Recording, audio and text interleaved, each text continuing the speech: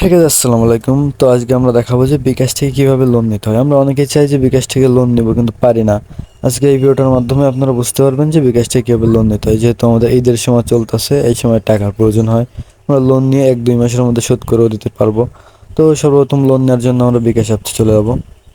দেন বিকাশ অ্যাপসে আসার পর আপনি দেখতে পারবেন, লক্ষ্য করলে এই জায়গায় বিকাশ লোন মানে লোন নামে একটা অপশন আছে। দেন এই লোন নামে অপশনে আপনারা যাইতে হবে। দেন আমরা এই যে একটা ক্লিক দিয়ে দেবো। ক্লিক দেওয়ার পরে আমাদের মাঝে এরকম টেন্ডার সুবিধা দেখেন। আমি এই জায়গা থেকে সর্বোচ্চ 2,000 টাকা নিতে পারবো। আপনি যত বেশি লেনদেন রাখবেন আপনার বিকাশে তত আপনি নিতে পারবেন। আমি 2,000 টাকা নিতে পারতেছি।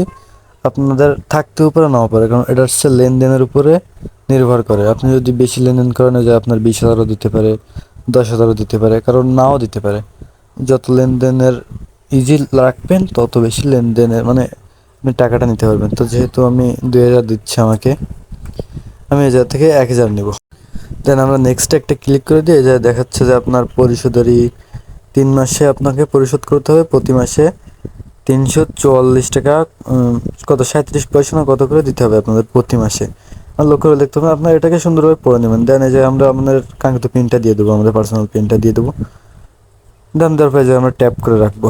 দেন দেন আমাদের টাকাটা অলরেডি চলে আসছে। আপনি অ্যাকাউন্টে দেখতে পারবেন যে অলরেডি SMS, এই যে আমাদের 1,000 টাকা চলে আসছে অ্যাকাউন্টে। আর এই জিনিসটা কি করতে মানে লোনটা আমাদের কোন জায়গায় দেখছে, এটা আমাদের ডাচ বাংলা ব্যাংক থেকে লোন দিতেছে। তো আপনারা যারা যারা এরকমভাবে লোন নিতে চান তাহলে নিতে পারেন। 3 মাসের ভিতরে পরিশোধ করতে হবে। আপনাদেরকে মোট দিতে হবে 1,000 টাকা লোন নিলে 1,032 টাকা দিতে হবে আপনাদের। এটা হচ্ছে আর কি ফি দেওয়া লাগবে।